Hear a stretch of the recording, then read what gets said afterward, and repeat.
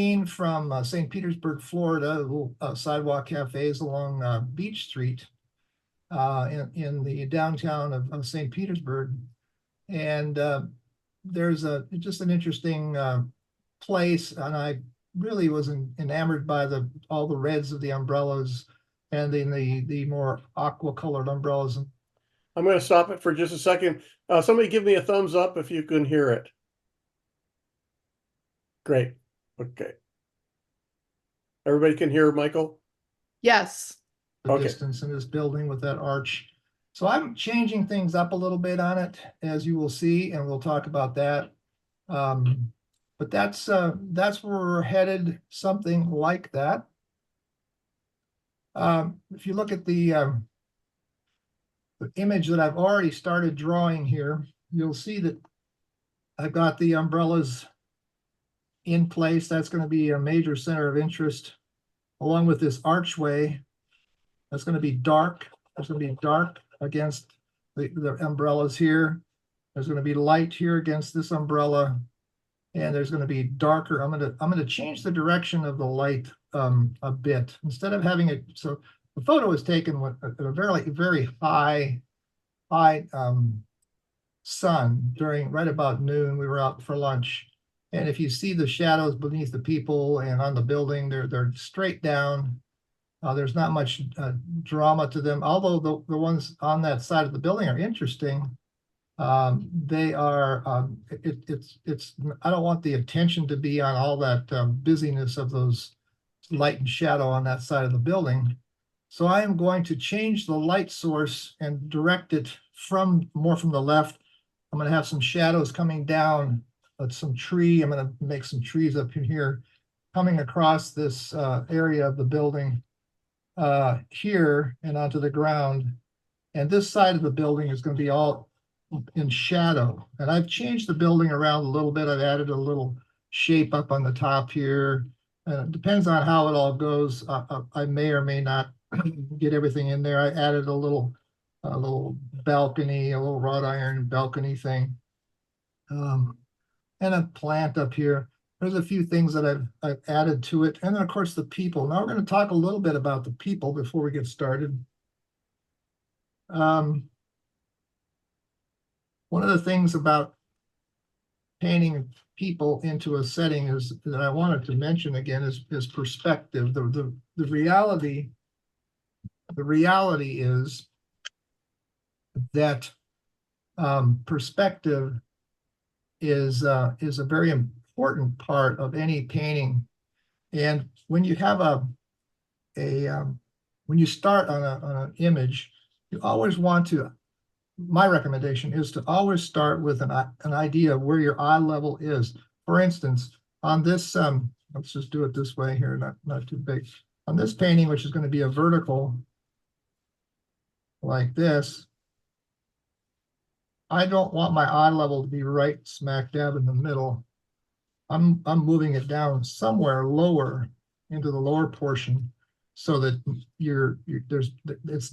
there's two different size shapes. Now, if this was out on a landscape, you would have a definite sky and earth separation. Here in a setting like this, you have a separation, and this eye level is going to determine a lot of things. Now, your vanishing point is going to be somewhere in the back here. So you've got a building that's here. I want them a little off center here again. So here we have these lines that are going to create this shape of the buildings.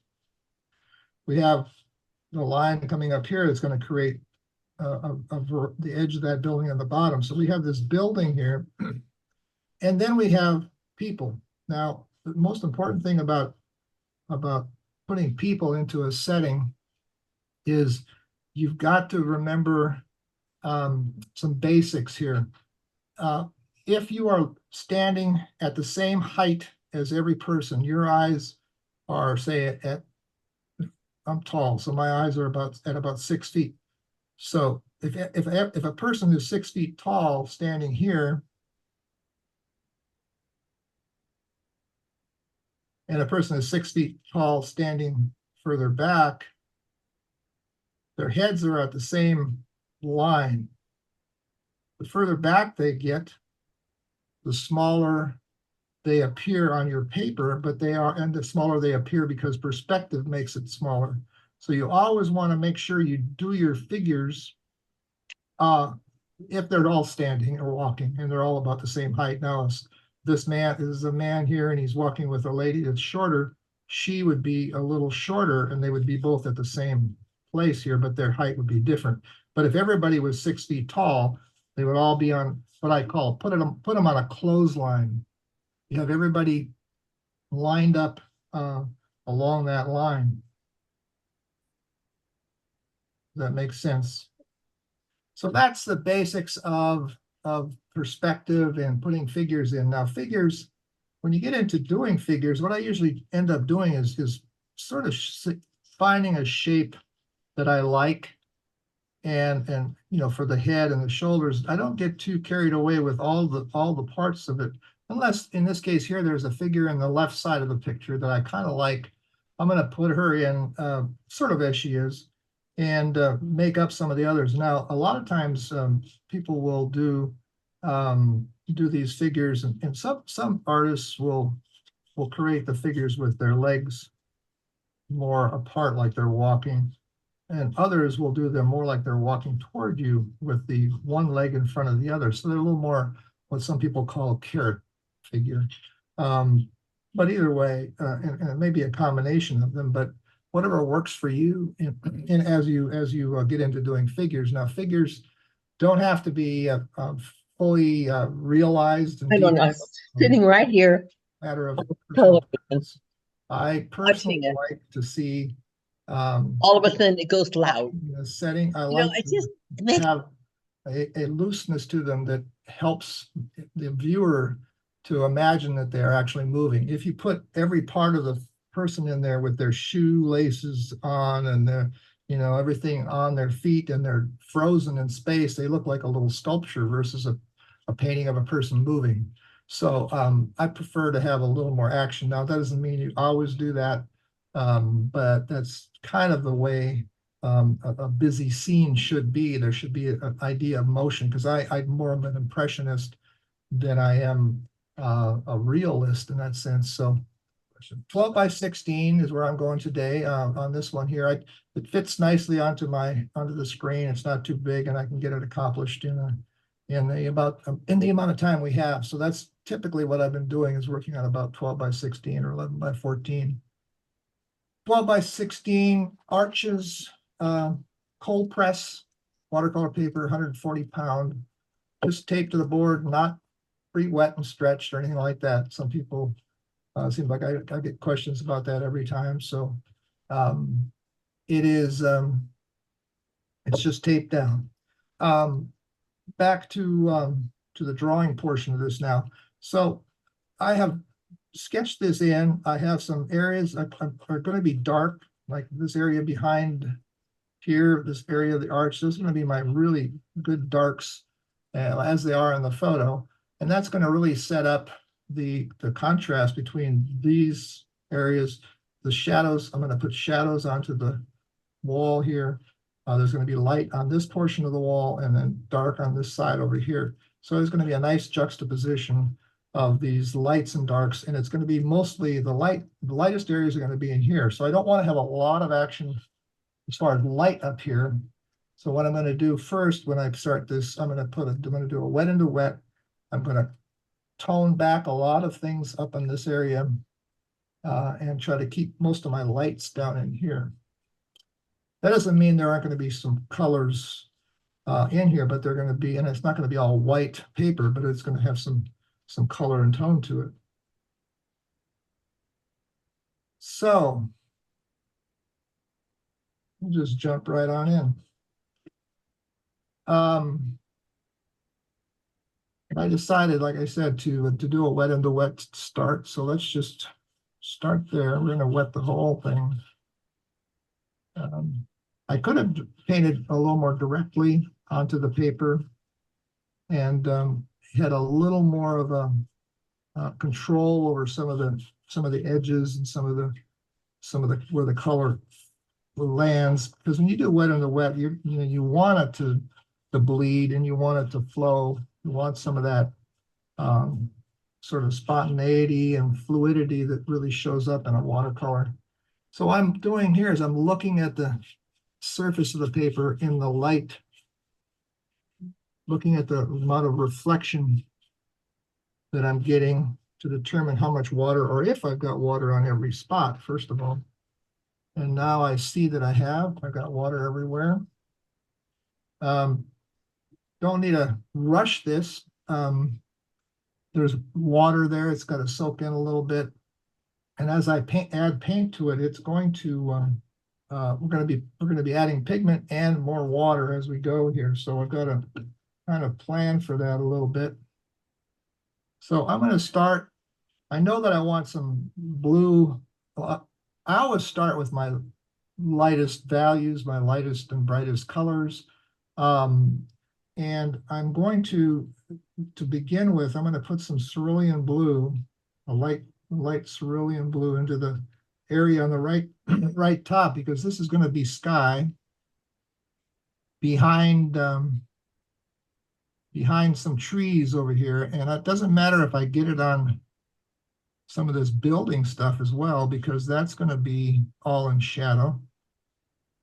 So I can just throw some of that in, and I want my distant areas to be cool.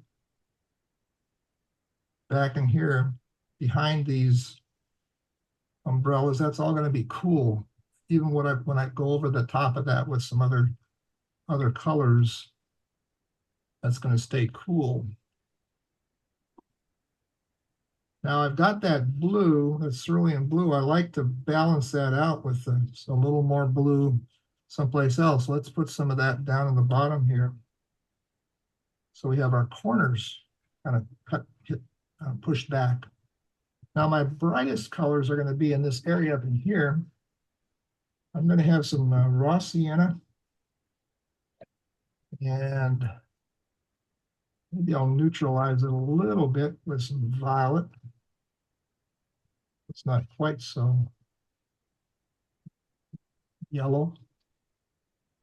And this is the color, the main color on this building here. This has got, there's a bit of light coming down, striking these areas of the building and giving me a bit of interest. And it's also hitting these umbrellas a little bit. And all this up in here is going to get toned back as we get going. So this same color I could use on some of the walkway down here where the light is hitting it. And I'm going to tone back some of this up here. I think I'll go with some more violet.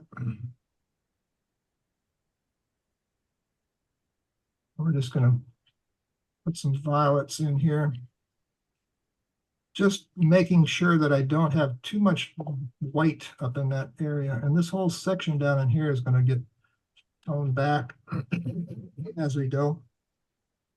Where all the people are, there's going to be a lot of variations in here. We could put a little color in there for fun. A little blue. I'm just putting a little bit of an indication of some color in here. Nothing much. I want to do a little bit of the reds that I want into these areas of the umbrellas. Now, the red of these umbrellas, it's okay if it bleeds somewhat, because it's not, when the light hits this these umbrellas, this whole area is going to have some color going on in it from the umbrellas. Now this portion right in here, I'm going to try to make those a little bit more controlled. So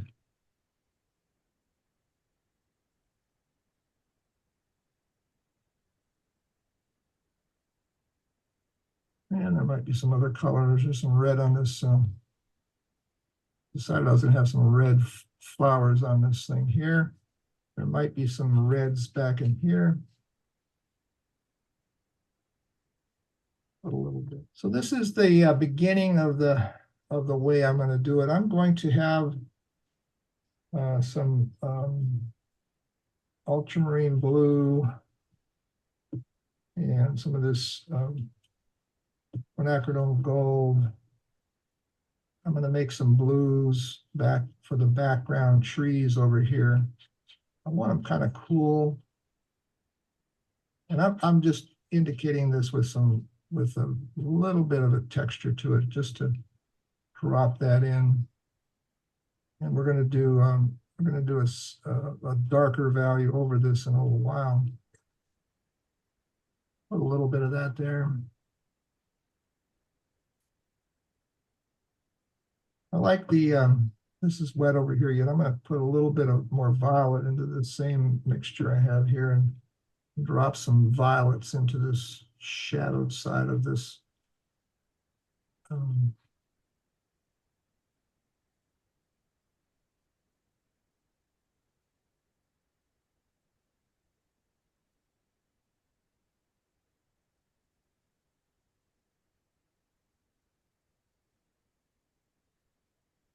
Well, this is all still pretty wet.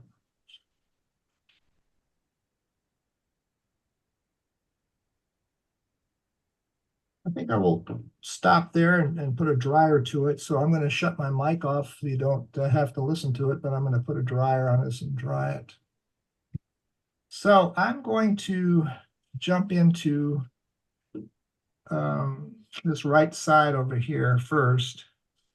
And actually, I wanted to, I failed to put, well, I can go around that later.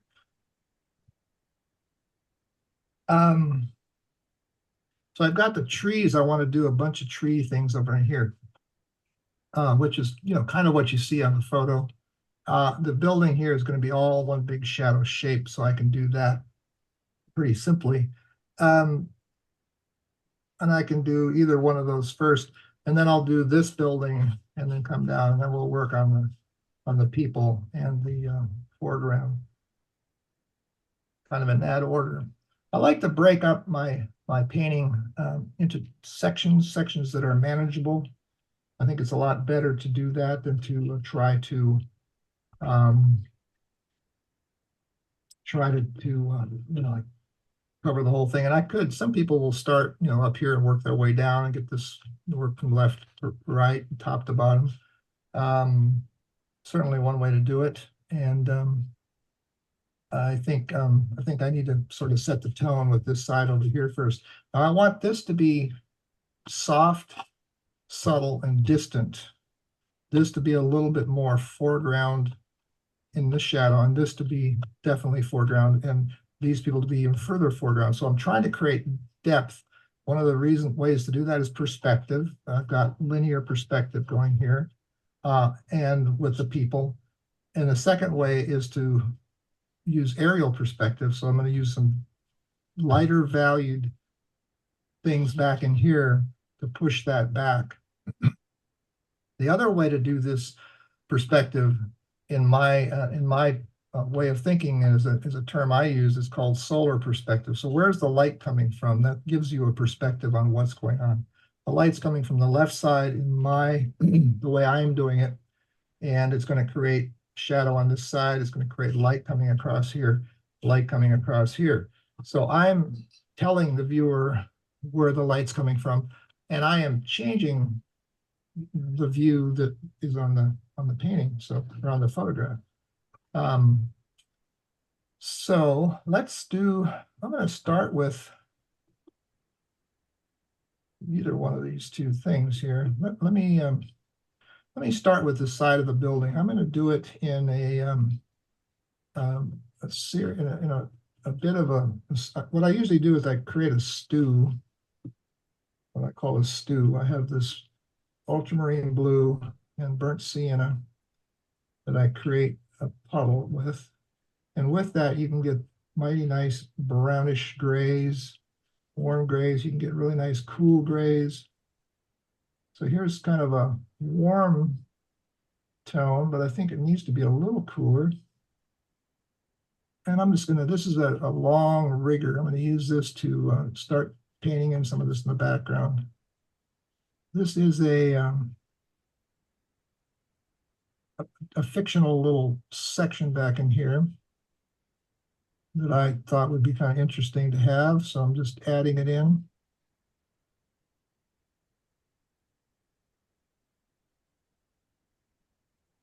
A little bit of care to the shape here. Change the color a little bit, maybe warm it up. Warm it up a little bit here. Put some marks and some distinctions here from one portion to another. This building has doesn't have all these things, so I'm just making it up. But I'm using the perspective, like this line right here would be the perspective of the way the line. Now I'm going to add a little blue back into here and cool it down again. Let's go up here.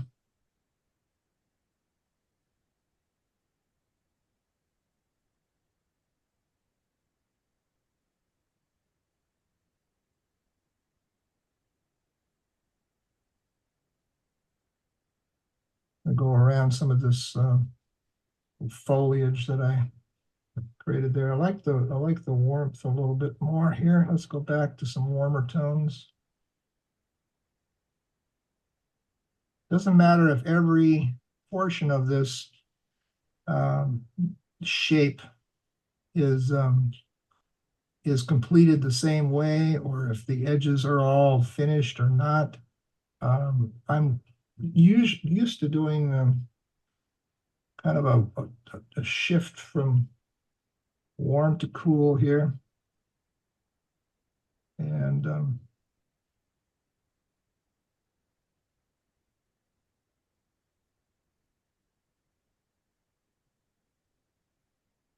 there's an opportunity here for I think a little bit of a sepia, very dark, warm tone. I'm going to put a little bit of additional color right into the wet here. Just give it some interest. Now that may seem to be a little dark. I hope it's not too dark. You need to go a little lighter, a little less pigment. With watercolor, it's just a matter of letting the pigment, letting the water fill a little bit more of the space and less of the pigment. I was thinking about putting this little railing in here. I'll leave a little light on that just for fun.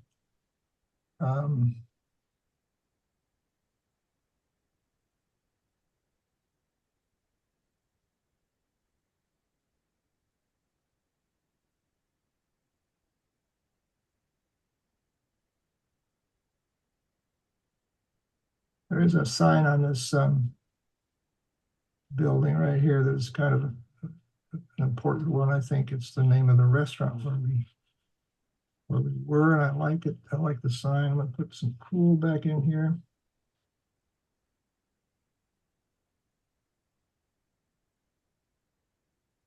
So there's things back in here, and then there's going to be trees. So I'm going to just go right into the trees here. Pick up a little bit of the quinacridone gold. Make these trees a little green. And make them go right into the shape and form of the building. And I'm going to go up fairly high with some of this. It's going to go way up in here.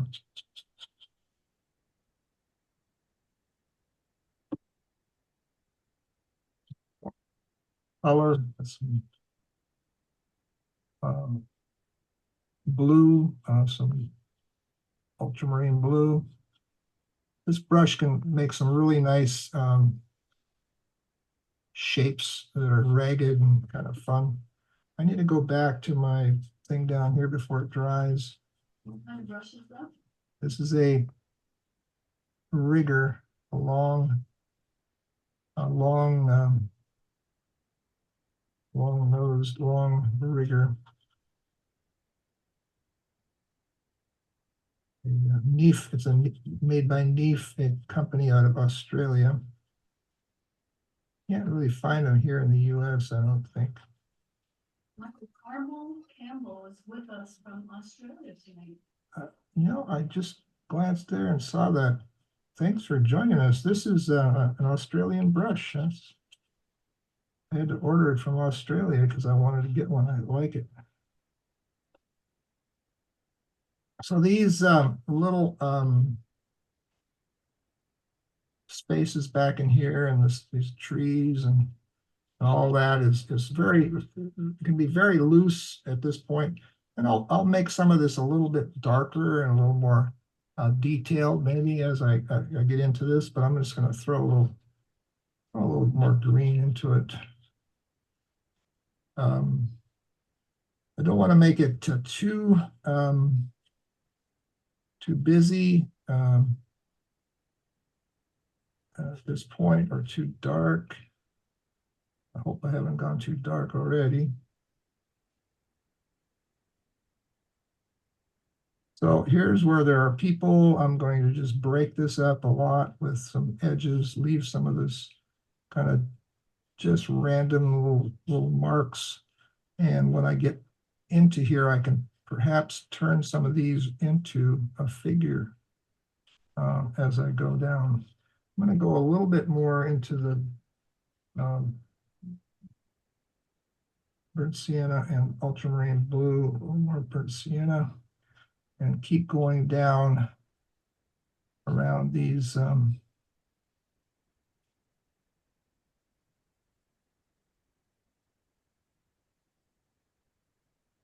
figures here.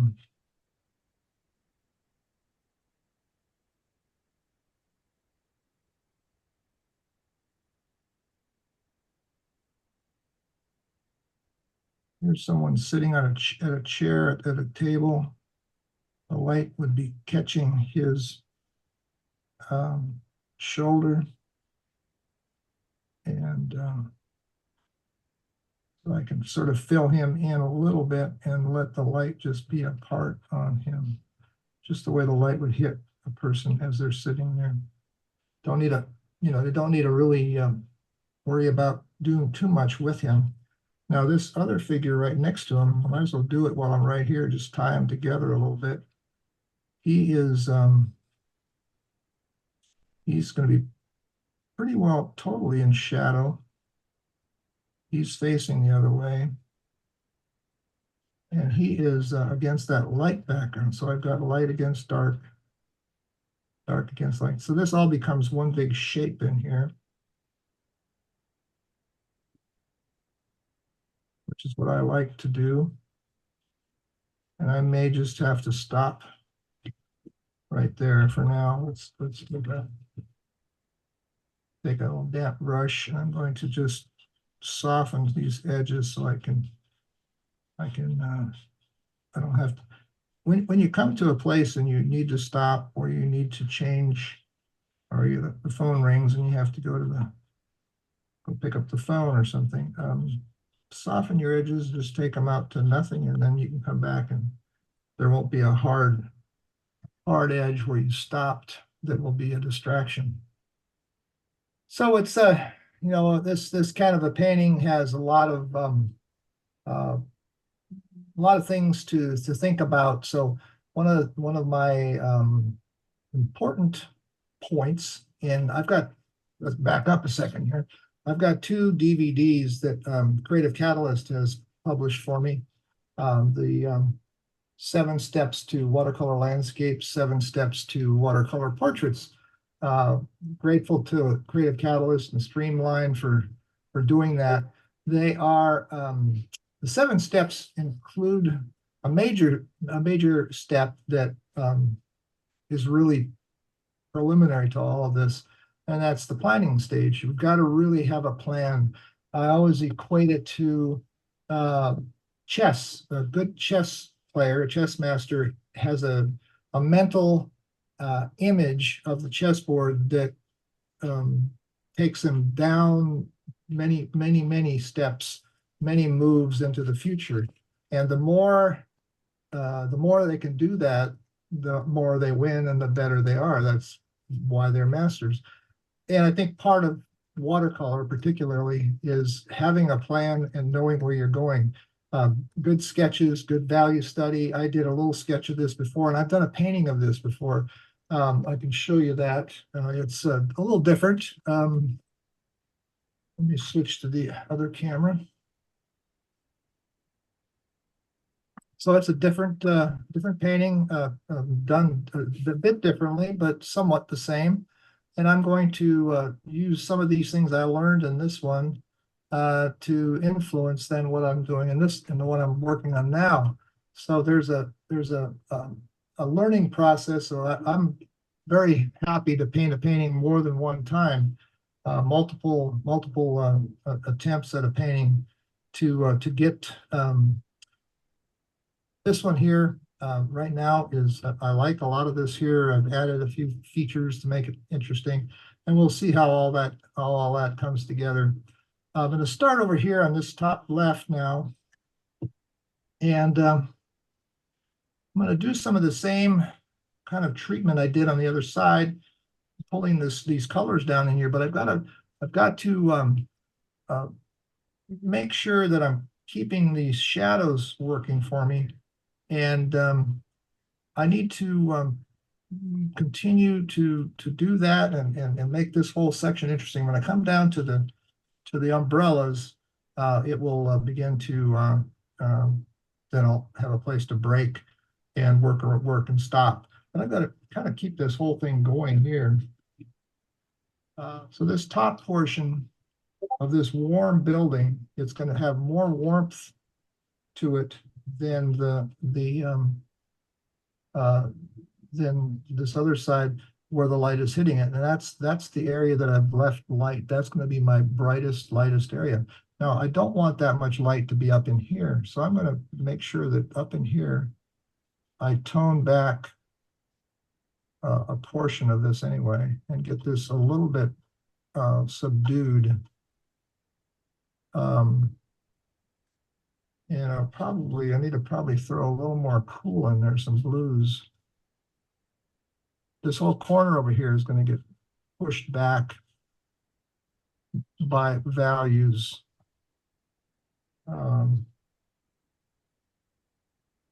Cooler values, and there's going to be tree shapes up in here. Now, as I get down into the other areas, I'm going to miss this just a tad, so that when I drop in some shapes for shadows coming off these trees that I'm going to put over here, hopefully, if I have it moist enough, maybe I don't, they're going to be a little bit soft. The further the light has to travel around the tree shape, or leaf, I should say, the more diffused it becomes. So we have this constant, the closest part to a tree trunk, the light coming down is going to be the sharpest, and then as it goes out into the leaves and the distance, it's going to be more diffused. Now I'm using a little flat brush right now because I can get these little linear sort of feel of the way the shadows would fall. And I can take a little bit of a tissue, paper towel, pick up some of it.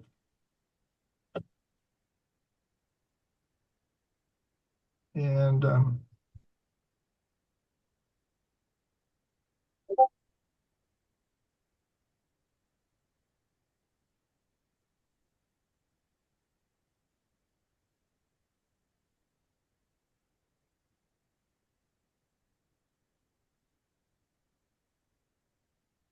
change the color a little bit. There's I'm gonna work around a little bit of an area right in here where there is I'm showing a little balcony. Make some value shift around that a little bit.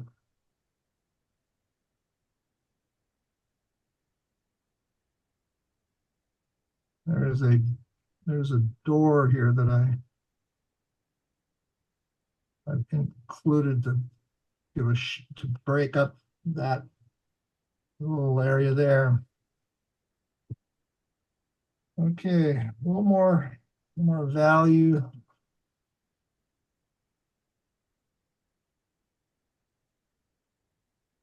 think I'll put a little warmth in there, a little red, just for some variation in this. There's some shadows coming off of this onto this edge of this little portion of that balcony rail there. It's a stone wall area right there. Now,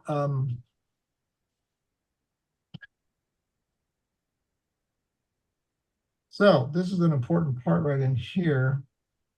I'm going to put a little more of the warmth of the raw sienna, I think, into this a little bit here. Don't want to have it too warm. I want to have it, you know, shadows are going to be cooler. They're going to pick up the sky, and they're going to be a bit more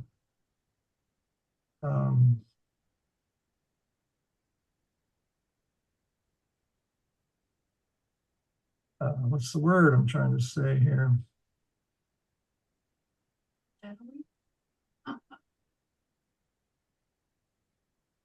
Part of the dilemma of trying to paint and talk at the same time is definitely evidence when I get into this kind of situation here. Now I'm going to stop right there instead of going down around that. But this area right in here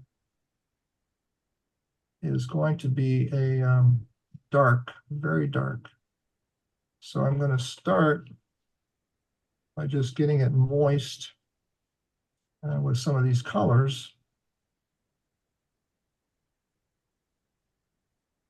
And I'm just cutting out around these umbrella shapes here.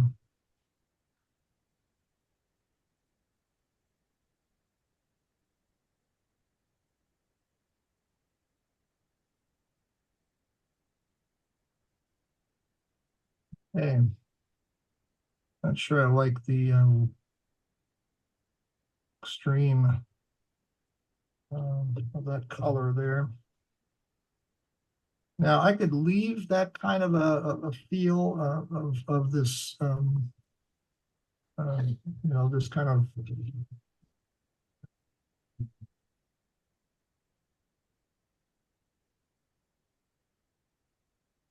I'm going to splatter a little bit of extra texture in here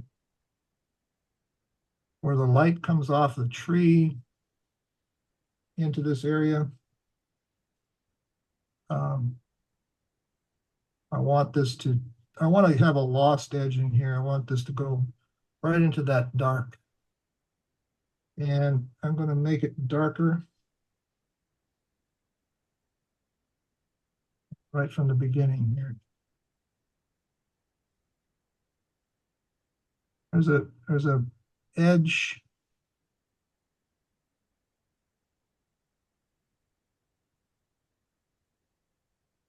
Decorative edge there, which it then becomes more shadowed over here.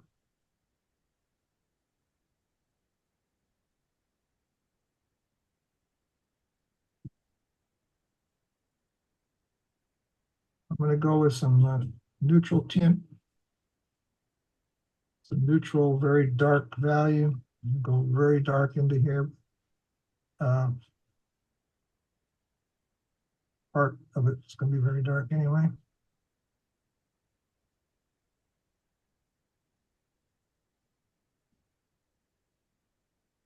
Same color, same value is going to be down in here then. use the same mixture that I was doing up there, and we'll bring that right into this portion down here and separate out those umbrellas. Back in here, I have indicated a figure, just a bit of a figure. And he is, as I see him, he's a waiter walking through this opening back here. And so you don't need to, with figures like this, you don't need to show everything on the, their whole costuming or their whole attire or their whole, every detail on their face or anything. You're indicating little shapes right now. I also have another waiter standing a little closer here. This guy right here, there's his vest, maybe a bow tie, huh? And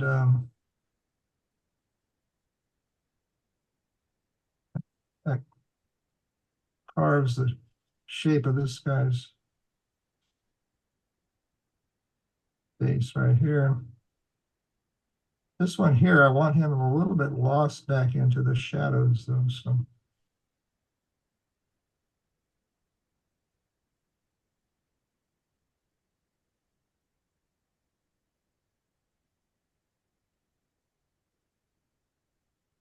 Now, these same colors, I would just go right into these figures. These figures are going to have to be somewhat in the shadows. There's going to be little bits of light on them.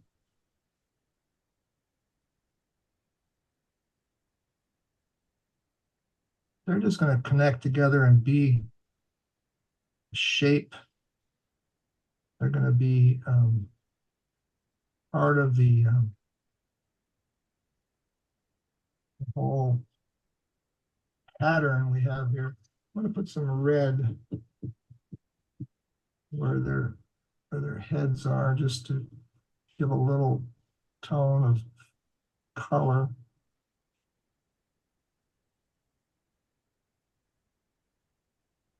Again, that doesn't have to be, it doesn't matter if it's perfectly placed or if it's, and sometimes you'll be surprised, you'll put some down and all of a sudden you see that it looks like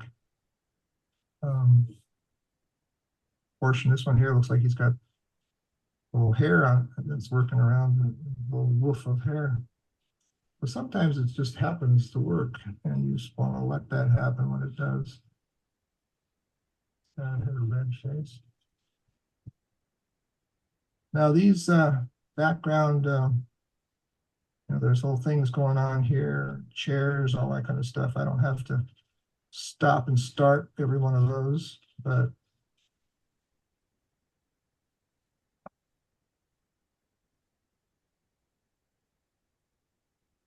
so when I teach a lot of times when I talk about in both landscape and in my portrait workshops, there is I like to work in 3 values or 4 values, maybe the lights, like I did the first wet in a wet. My middle values, which this varying a little bit to, and then my darks. Now, I may end up going much darker into this opening there. And I see I have that got to be fairly dark up there. I might want to,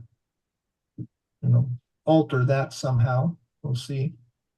But right now I've got my my areas here that are giving me a nice amount of light across the across this area. I think what I should do though, I think I should have a little bit of some shadows coming down off of something here.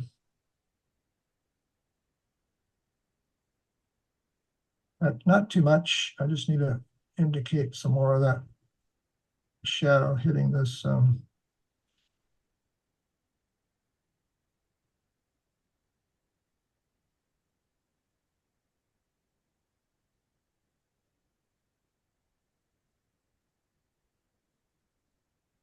Pick up some of it a little bit here.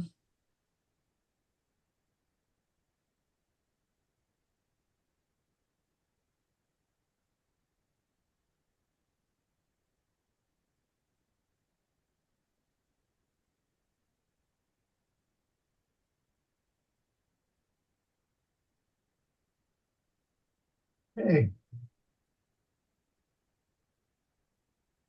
So I think it's working so far. I've got to continue to keep my lights and my values in here. I think this is a little bit too light. I need to do something with that. Could do something behind there to push that back, or I could leave it. You know, it's kind of a lost edge. Sometimes a lost edge is a good thing. You don't want to necessarily have to paint every edge and every. I have another camera angle which I haven't used. I should have shown you this when I was doing some other portions there and kind of see how it works from a different angle. And it's kind of handy to see it from a different viewpoint, right? So what I'm going to do now,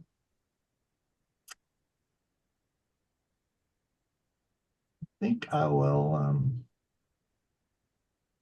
work on, I don't know, I should probably do some things with this building, but I think I should, on the other hand, I ought to come down and continue to work into this middle area and get this going so that what I need to do, this is going to be my center of interest in here. I do need to kind of work on that. So let's start over here. Now this is going to all be in shadow. Use these same colors, obviously. I've got this mixture of ultramarine blue and burnt sienna, a little raw sienna. Let's go ahead and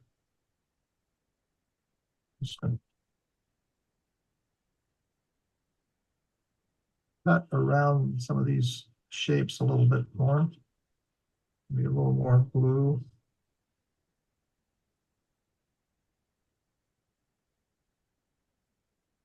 And this, there's a figure I have back there.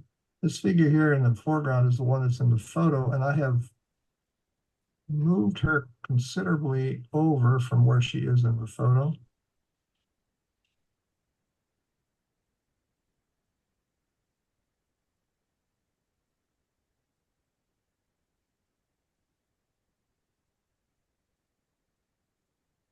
Now, over here again, we're you know, if the light creates some dappled light on some of this portion, that's okay. That would be good because the light is still bouncing through some trees, or you know, either it's through some trees or it's coming through a building or something, but a little bit of light. Now over here on this side, the left side, I think it's got to be solid. And again, I'm not, you know, because I'm not copying a photograph. This lady has her arm comes down.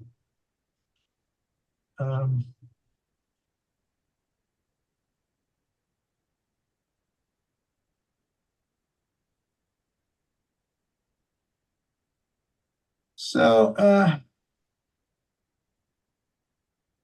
there's just a lot of things happening here.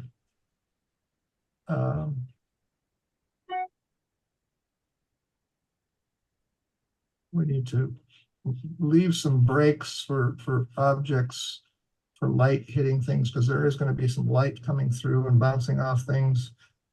Some objects are going to have more color, more light. We're going to be doing a series of things across here.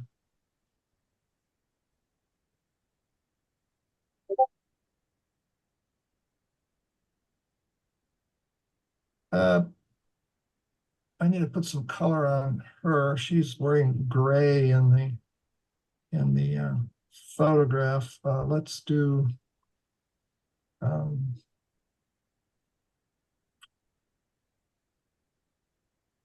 let's not do gray.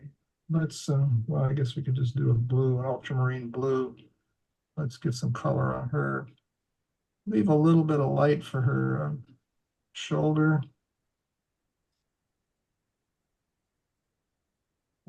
For her neck.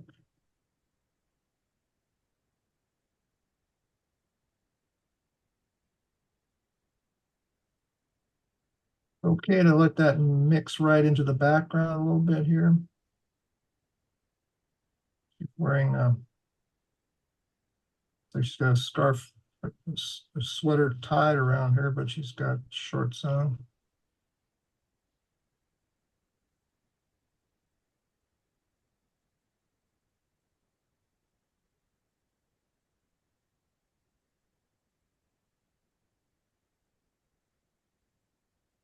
So this now this shadow area over underneath here again is going to be similar to what we did up on the wall. I need to have it stay kind of a little bit on the soft side. I can I'll probably get to that in just a little bit. I'm just going to soften these out here so I don't have hard edges right here for now. Okay, she has, I need a little red on her.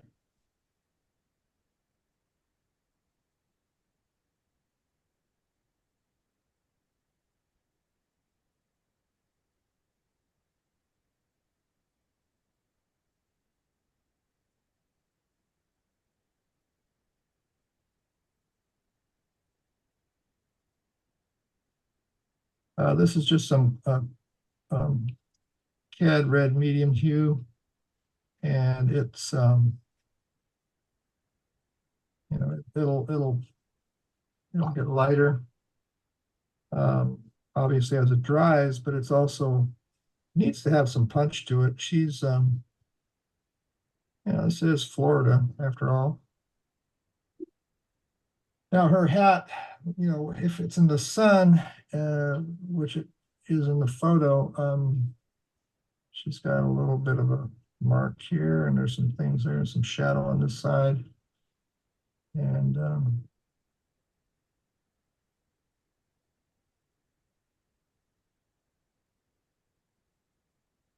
might need to fix that up later. So that's a good start on her. Sidewalk sighting. So this one here is the previous one, a little different. There are a couple of figures closer, a lot more loose. Not quite as accurate on the umbrellas. They were done a little bit more like little triangles instead of these will have a little more feel to them. I'm just going to start with a little red on the faces here, just to indicate where they are. Arm. It's got shorts on, so there's a leg here. This.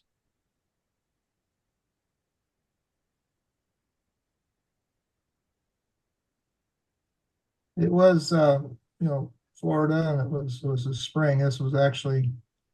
This happened right before all the quarantine began to happen. We were, I was doing a workshop down there, and at the Manatee Art Center in Bradenton, and we spent a little time first in the beaches and enjoying it, and it was just the beginning of the COVID problem. They had the 2 cases, I think, pop up right when we were down there in those counties.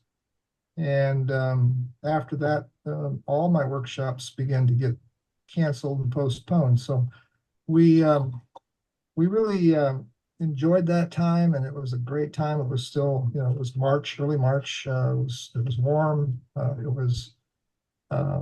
was still out and about. As you can see, no social distancing here.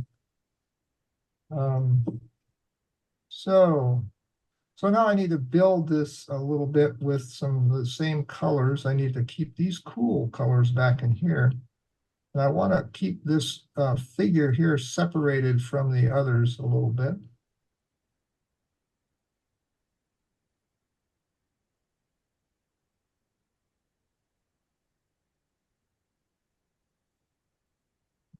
Down these tops here, this person's wearing an orange, but a darker value, so it pushes it behind this one here. But these all can connect to each other, so you don't have necessarily separate shapes. The more you have bigger shapes and value ranges within those shapes, the more interesting I think your groups of figures can be.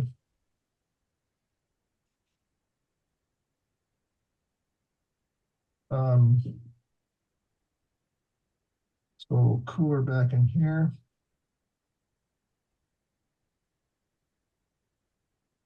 This is kind of a picky part. I don't know if that, if you can see it any better. If I do it this way here. Very good. Like I say, it is a little bit of a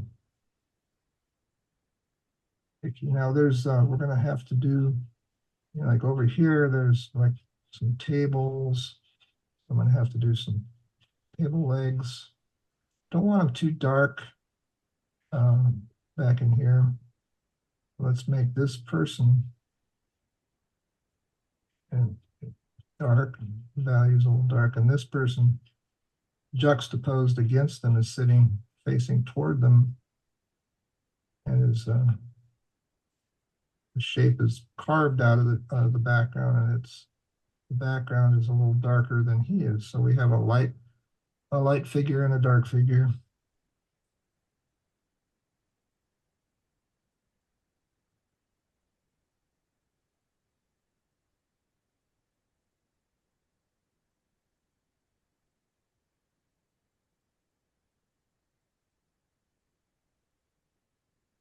Let's try, and I'm not gonna do everything that's there on the in the way that reds are painted in. Now I may go in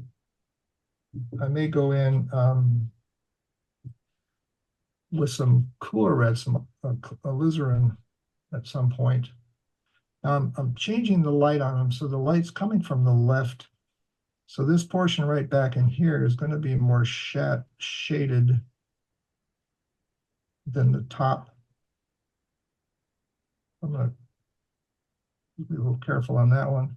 And then I need to make a differentiation between the two, like so, and between these two.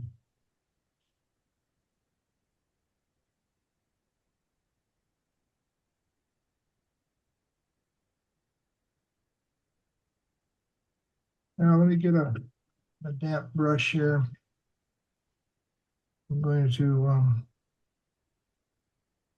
take some of the edge off. Pardon the pun. That sounds comforting. Take some of the edge off. Take the edge off. And I want this to be have some variation in the value.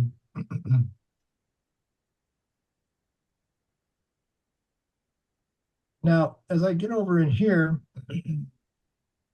see, I see this whole umbrella over here as being in shadow with a few, perhaps a few little things of sunlight hitting it. Just a little bit.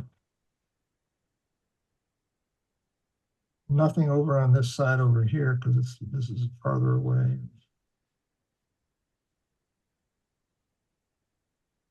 This one back here, similarly, there's going to be a little bit of light hitting it.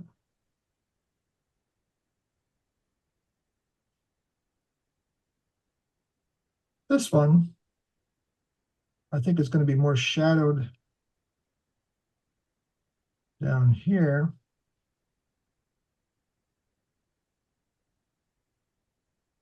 And then over in here, there's going to be some light hitting.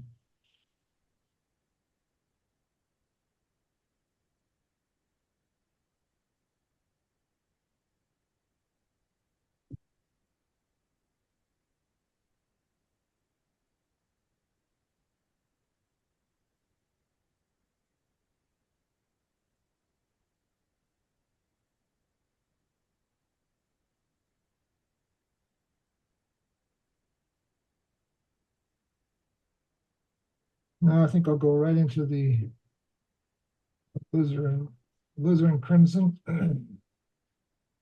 This is would be my coolest, darkest red. Put some of that on the shadow side of some of these areas here. Where these are the flaps that kind of hang down, so they're going to be going to catch light differently because they're at a different angle.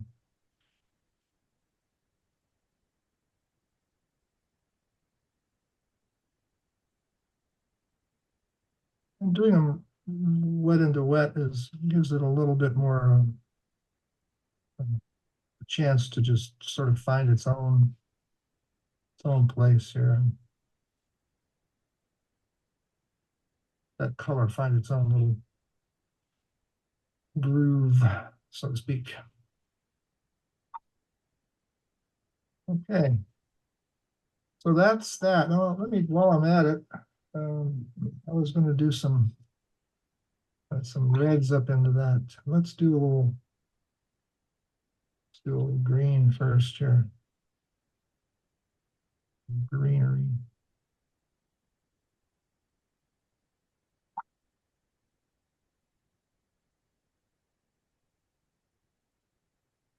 I don't want to make that too busy or anything up here, or too bright either, but I better be careful.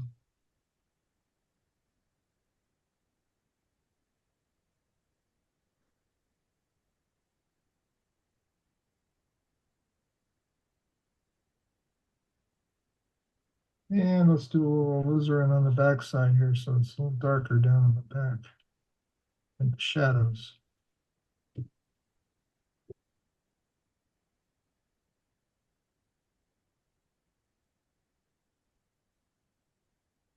In order to make it even more 3D or whatever, add a little bit of yellow. Where the light hits it up there, so we have a little variety from the warm to the cool reds. Now I'll put some more detail on some things over here that won't stand out quite so bad. It's a little strong right now. And I want them to be just indications.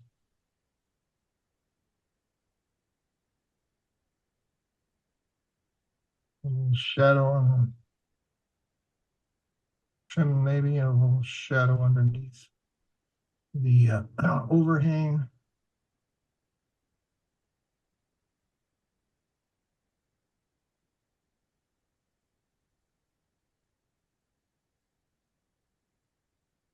And we have some shadow coming off some trees and branches and stuff. So you just go right into that shadow into this shadow.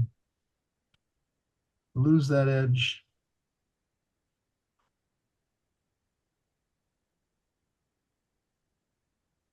And then this should come down here because this is behind. There's an opening here where the doors there.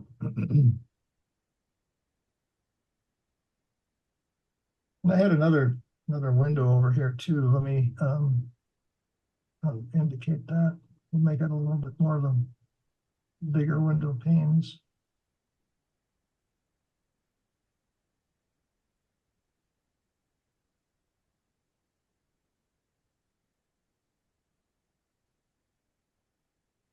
I'm just picking up some of the pigment, melting it into a little bit into the shadow area.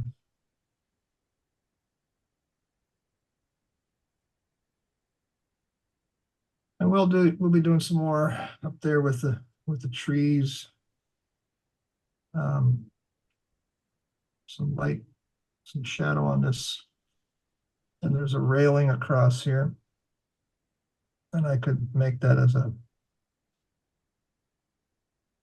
iron railing or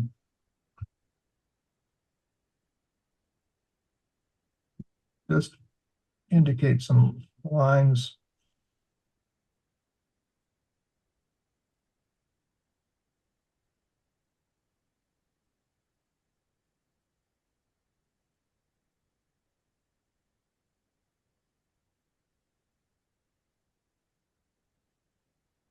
The light hits certain things like that. They don't necessarily all finish the same way. Sometimes just making a quick little dash like that can be good. A little variation in your stroke, variation in the brush stroke, variation in any part of it. Let's do let's assume that these flowers are sticking out and they're casting a little shadow here.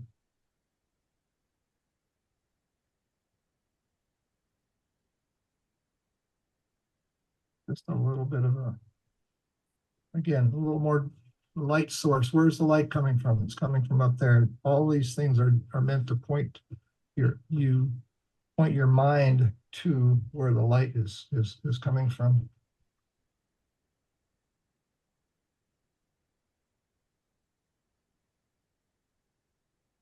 Put a little bit of. So here's maybe too green.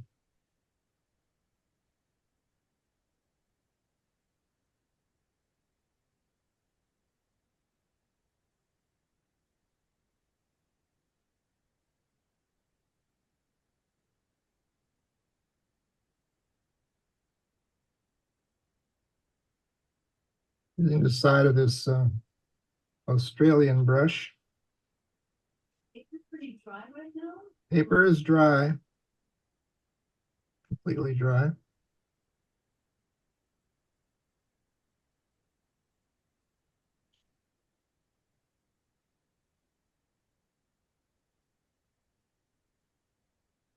going to go a little darker. I'm going to put some sepia on my brush.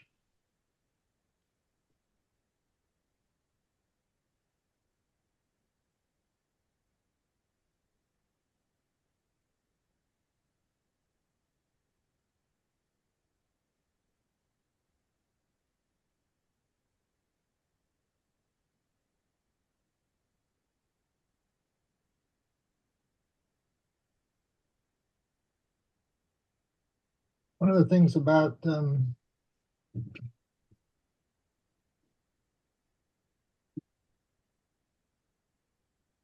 painting, I think, is that you don't want to get too concerned at some points with the the possibility you might make a mistake or something when you just need to get color on the paper, and you need to do it with vigor, enthusiasm. Can't be too timid.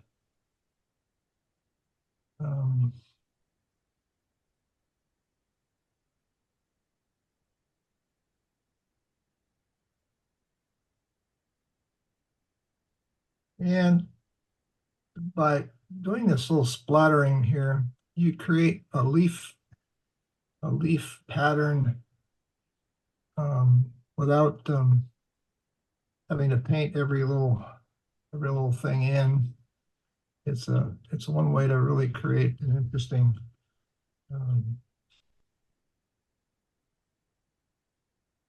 interesting tree or anything like this. It's just a lot of it is how you apply it and let the pigments work together.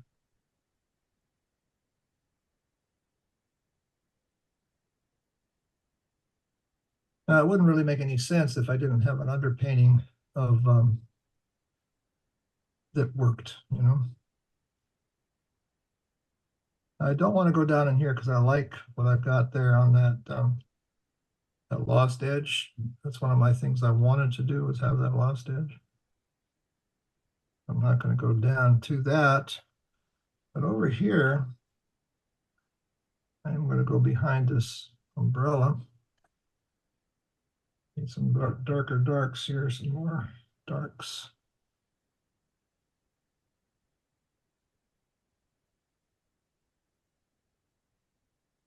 There's, you know, the trees here, and there's maybe some tree branches coming forward.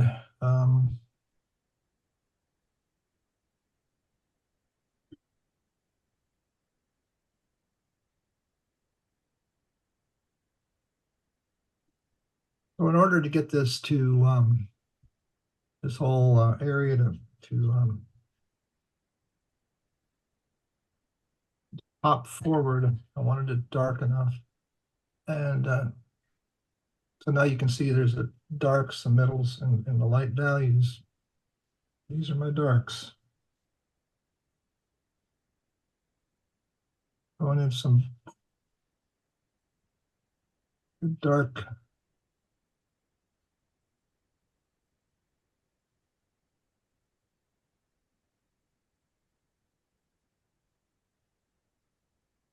Make this hat a little smaller on her.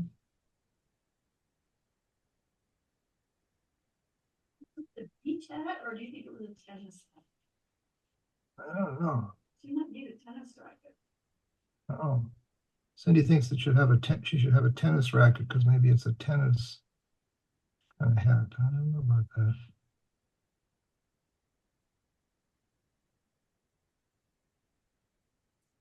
Maybe she was talking. Yep, I might have to add something here. You never know. So back in here, you know, there might be some shrubs back in here, or something back in here that separates this. There's a character here. So you don't necessarily, you know, carve out your little people the first time you go. You may end up doing it, you know, working around it more than once to get the shapes and the form that you really want. I think I'll go to a little more warmth in this, and this guy here. The person here, I don't know what he's doing. I don't think he's a waiter, but he could be a.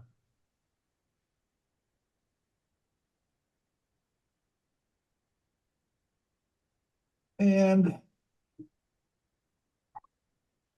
so now that I've begun to darken a lot of things with that, that sets the stage now and brings in the next dark value that I really need to think about as we go forward here.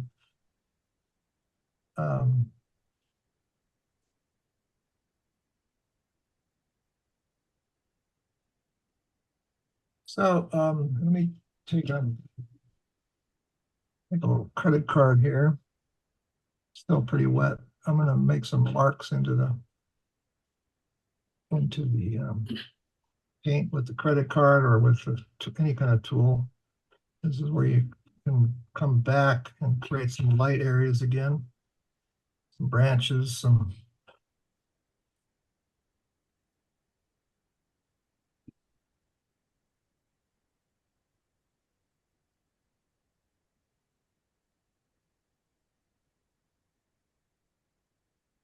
tailed in a little bit here as we get a little further in.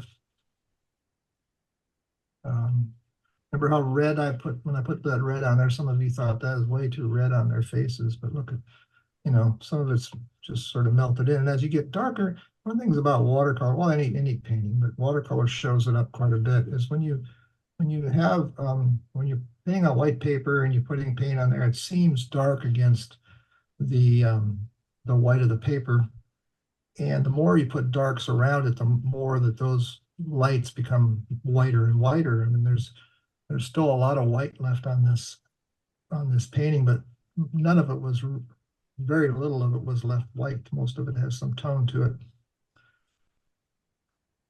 And maybe just a portion of it, maybe just over here.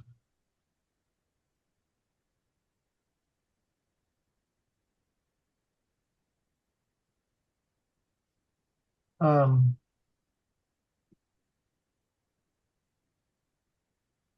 I'm a real fan of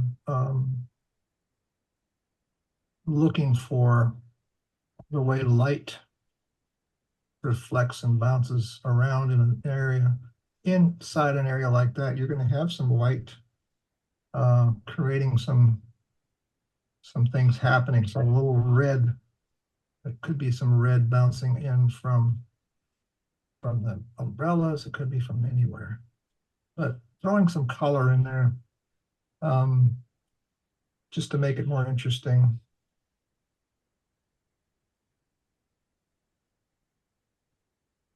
I'm going to create some things on this dark side. This is my shadow side. I'm going to save.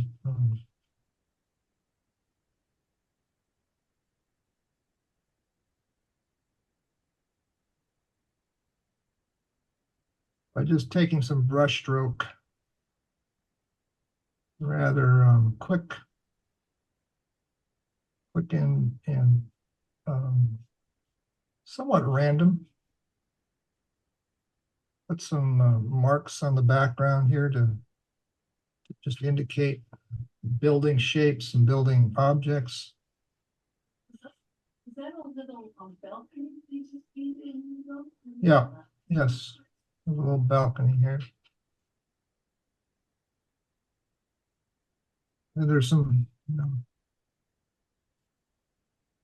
shadows.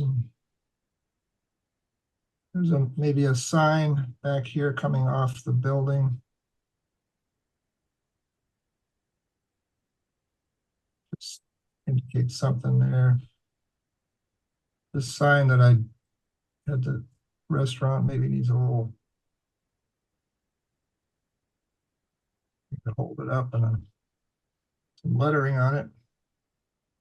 Just a few things to indicate that there's something going on into that shadow area. It doesn't have to be a lot of detail. I don't, this got to be a little too much red. I'm going to just put some tone over it with some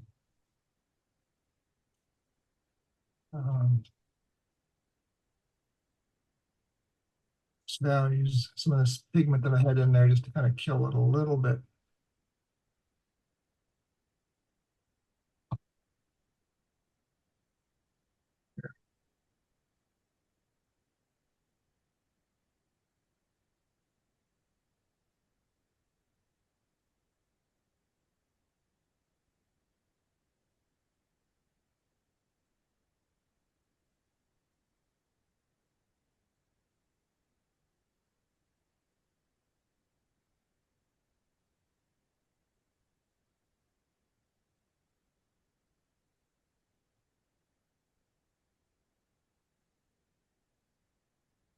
Just using the side of the brush and using the texture of the paper,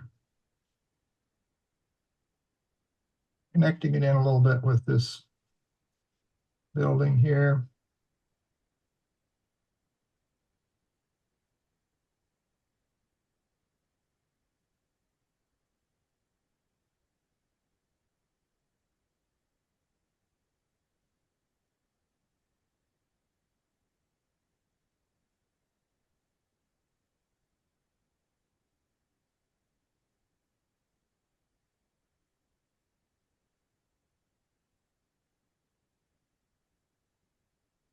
I've changed the light direction though, so the shadow would be more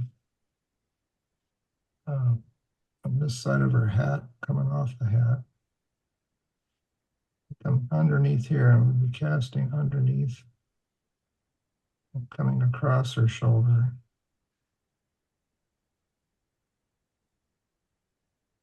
There'll be some shadows.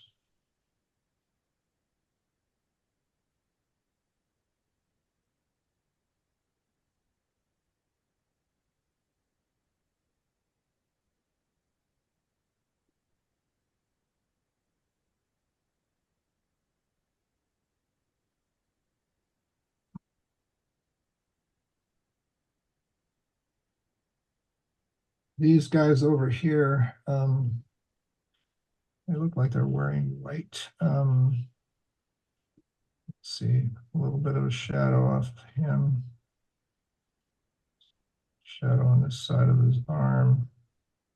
Shadow coming off his neck.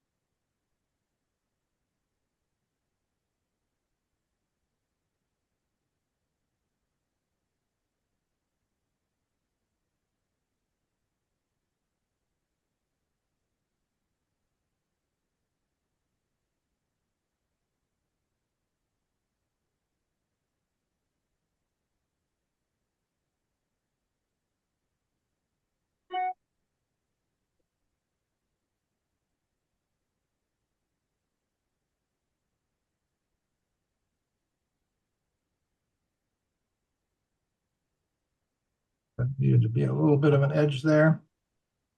Sometimes it's just finding a little place to push, pull, push something back, pull something forward, create a little depth or variety.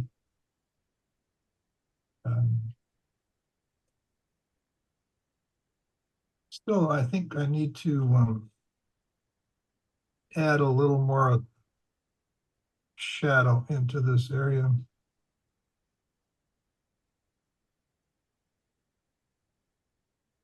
Just because there's just so much dead space in here, and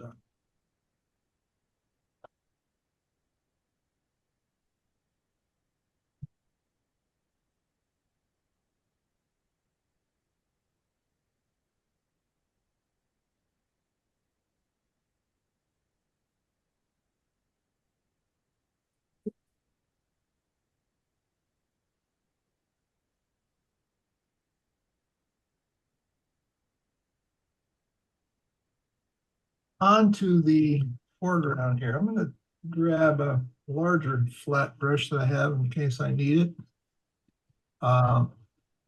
The shadows on the wall needed to pick up the color of the wall. They needed to be cooler, but they needed to have some warmth to them.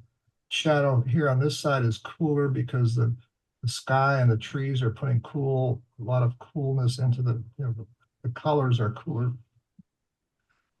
The shadows are cooler on the building too, but because they're in the light here and they're catching so much sun, you had to keep them a little bit warmer. Now, the shadow down here has got to be warm to a degree, but cool over here. So it's going to change a little bit as we go.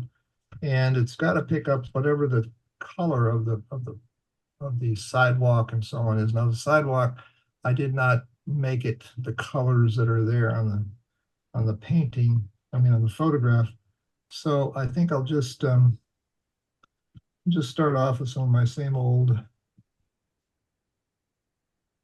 ultramarine blue, burnt sienna, and see what we got here. It looks a little bit warmer, I guess. So we've got shadows coming across, hitting a lot of different objects here. I'm going to go right through here. There's shadows off the trees, shadows off buildings. This building back here casts a shadow.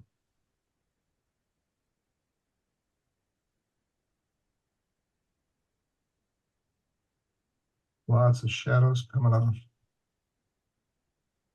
Back in here, there might be another building casting a shadow. All of this would be shadow. Then it might be pulling out some other objects, things coming off the building or some other trees, whatever it is.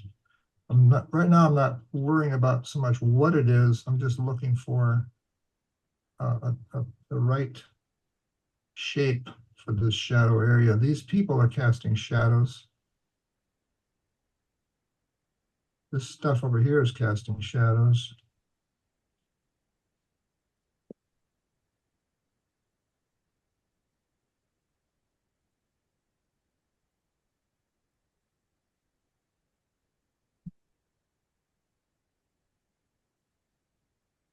She would be casting a shadow if she was taller, maybe. There might be a shadow coming off of a lamp post or something up there that, you know.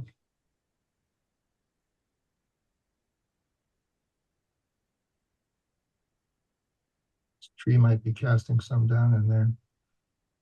So generally speaking, that works pretty good. That really changed the heat. Shadow. I'm going to drop in some warm tones into this just to make it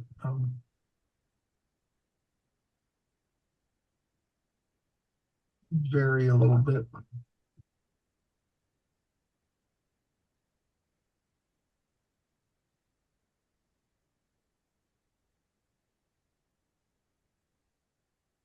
This lady here, now I'm going to lift a little bit of this color off of her. That shadow.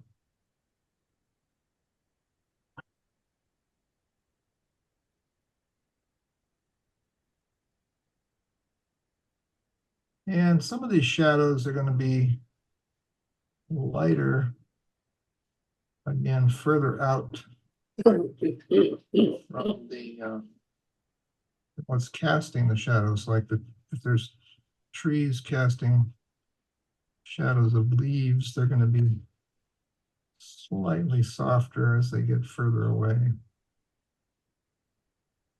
This is probably dry enough. There are marks on this sidewalk, depending on how you do it. I'm not going to do what's on the photo, but for instance, I'm going to do one here, light into the dark by doing that, and I'm going to do some others.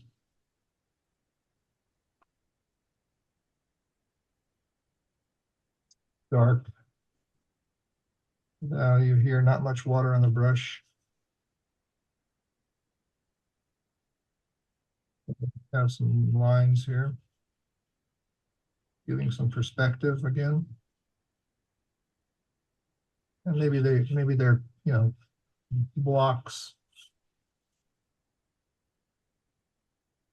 squared off sections.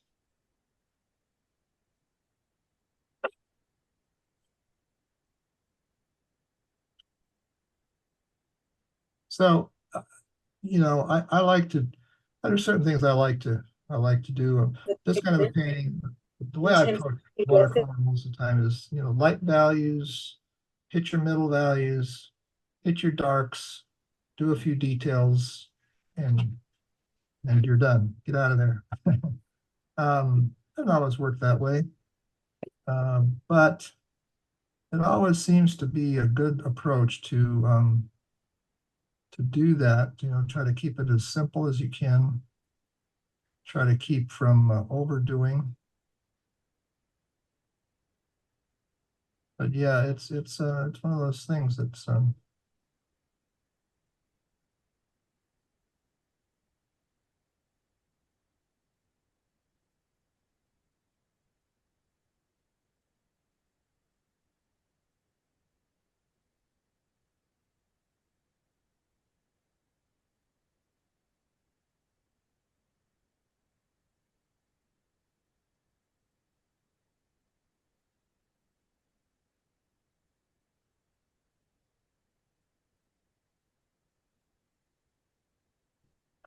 well, kind of, and this is where you could, you could stop and not do some of the things I'm doing right now, I guess. I'm gonna take some of this stuff here that's a little neutral in color. I just feel like I need to knock back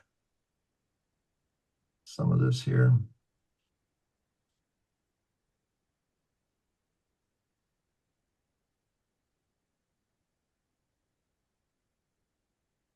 I'm just putting some strokes up in here to push that a little bit less bright, to give me a little more brightness down in here. But it should be a little, it should be a little more shaded and shadowed up into that thing, I believe. So I'm going to take some white, titanium white watercolor, or some gouache, whichever you have or want to use, and use it to add some little details into the painting. And what I'm looking for are places where light hits, and we've lost it a little bit, like this guy's head. It's a little light shining off of him, and his shoulder needs to be a little cleaner. This guy here, I lost his shoulder.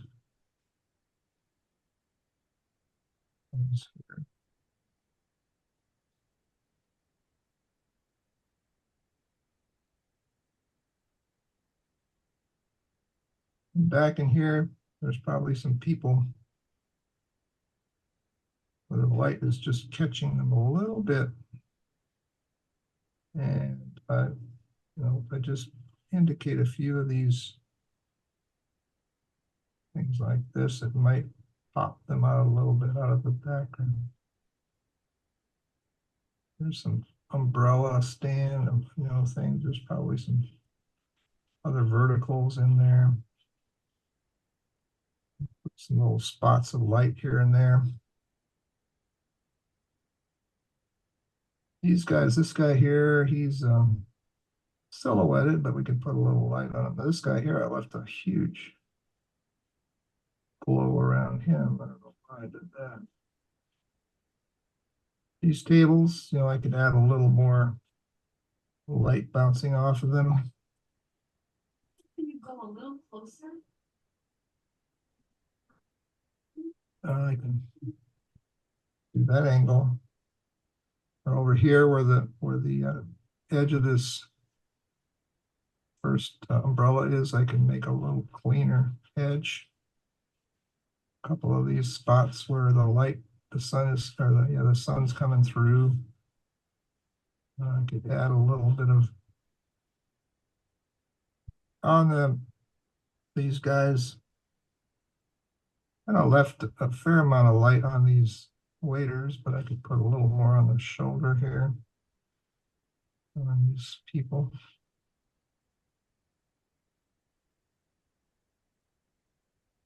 Other little marks here and there just to indicate something going on. Table, this guy here, maybe this guy's got a white shirt and a coat. She has some light hitting her.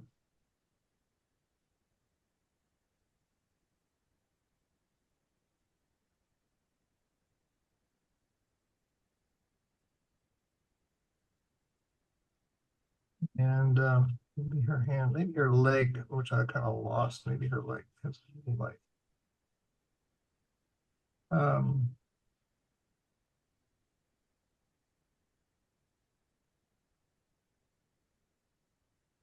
Let's see.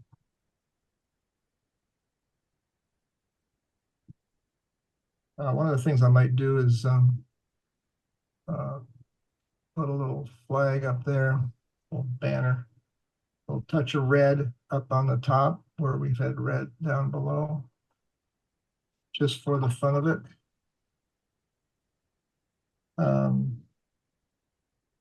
Let's do a little more red right over in here, like there's some plants sitting in that corner. It seemed like that one on the top was just too isolated for me. Add a little red there. Little lamp post thingy. So I'm going to put a little, and I was looking to do it one up high, but I would have probably done it right about in there, but it seems like there's too much stuff there, but maybe there's one back in here. So this is a lamp post back in here. And it's not, it's kind of a fancy one. It's got a little, like that. It comes off, and there's another little thing like that. It comes off, and there's another little thing like that. Oh, lamp post.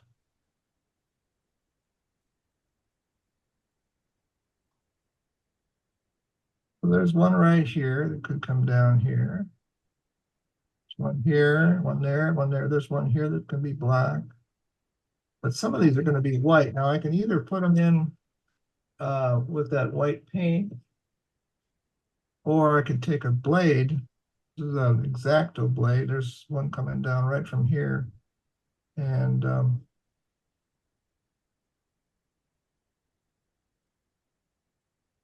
just enough of a mark to indicate something there. There's one over here. I'm going to take a toothbrush and some warm tones here.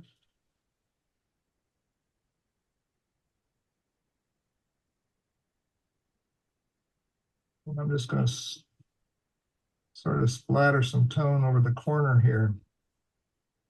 Sort of a textured, like, obviously concrete and whatever this is, it's going to have some texture to it.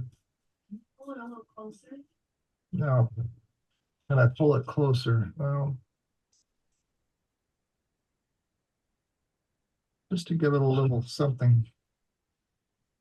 So when that dries, that'll be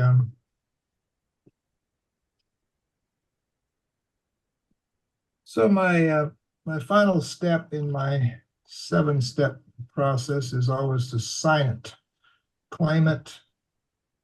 You did it on this particular day. This is the way you felt. This is the way you painted. Another day you might do it differently, but today it is what it is here, and you take ownership. Do you have a certain place you like to sign it? Do I have a certain place I like to sign it?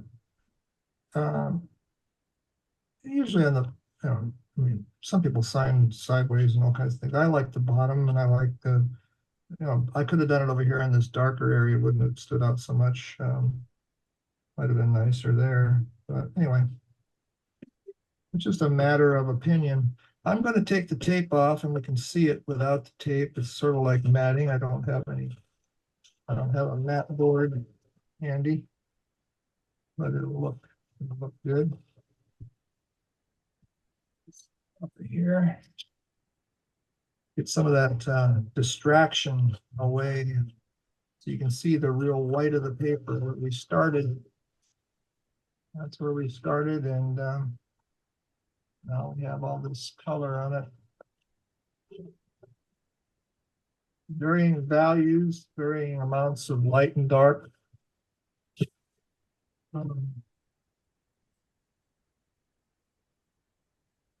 There we go.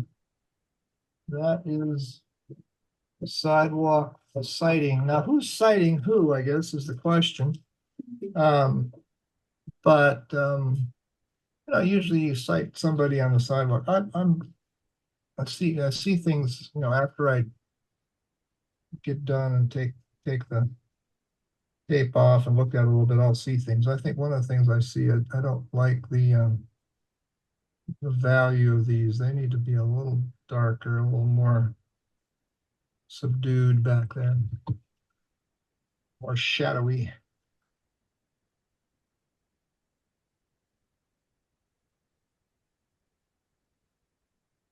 Wow, amazing. All the comments in the chat, they loved it.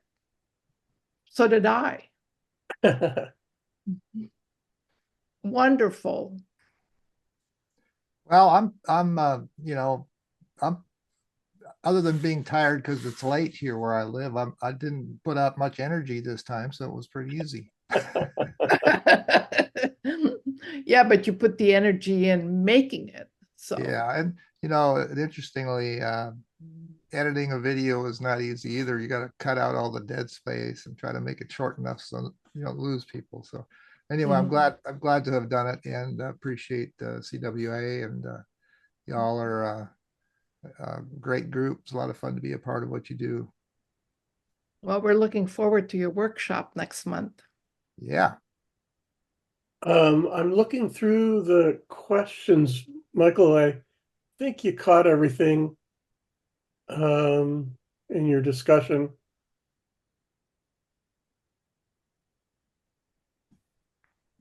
If there's anything specific, I'm definitely answer. I think there was one that I was thinking I would say something later about. What was that? Somebody asked about your shadow and the blotchiness of the shadow, particularly in that tunnel. And I think that was your underpainting, and I think you kind of addressed that when you went back over it and darkened it up. Yeah, I know yeah. you do like the that it's not just a dark shape either. Right, right. Yeah, I think a lot of times I like to keep passages of having gradation within a passage, whether it's one color to another, or light to dark or dark to light, having those kind of things happen. And when you're going to a dark area like those, sometimes you really can't hit it dark enough. And it's also kind of nice to have another chance to put another glaze over the top. So I hate to do too much of that. In some ways I like to get it fairly clean right away, but doesn't always happen. There was a question about the brushes, though, the Escoda Perla. I don't know which size that was. Usually it's about, I don't know, I've got a bunch of different sizes, so I couldn't tell you exactly which one. Maybe a number 12 at one point. Somebody asked about the size of the NIF brush. Oh, that's a long handled, what's their number on it? It's like the filaments are about 2 inches long, so it's really a rigger. It's probably an oil painter's brush. These bristly, long bristles, but it works nicely for some things, and I use it for I use it for a little soft fluffy clouds too, which is interesting because I kind of spread it out and smash it and make them all the little ends stick out, and when you touch it on the wet paper, they create these little shapes that are kind of neat. So a lot of things about watercolor are just little techniques that you learn through experience, or things that someone teaches you somewhere along the way. Scraping and lifting and using toothbrushes and whatever tools you can come up with. It doesn't matter how you get the marks on there. Just you got to make marks and figure out how to symbolize something, whether it's a tree or a cloud or whatever it is. So that's the fun part about watercolor, really. So I think a lot of people may have gasped when you had that large brush at the end doing those shadows. The large flat. oh yeah. I kind of held my breath when you did that. I thought, uh-oh, maybe you were gonna cover it all up. but it looked great. I thought the big tree on the left side would make people wonder. 'Cause Yeah, that was too. squiggles up there, you know, it doesn't really matter so much. I mean, you can be more careful and make them more precise, but you know, it's just kind of fun to just kind of let it happen. Well, it turned out beautifully. Well, thank you so much. Look forward to the workshop. So I guess it's full, you said. So Yeah, we're full, and I hope people will still get their name on the wait list. But we're really looking forward to it, and I'd like to get you back out here again too, live at some point. I was looking at that Dale. You got Dale coming to some ranch or something? Well, Danville Ranch, it's actually a homeowners association Oh, well, building that we have here. well, it sounds like I'm I know. I'm going to be online. I'm sitting right here at home, and he could be at the ranch. I'm like, wow, Yeah, come to the ranch. yeah. It's Okay. a really nice space, and we've Next been time. fortunate to use it.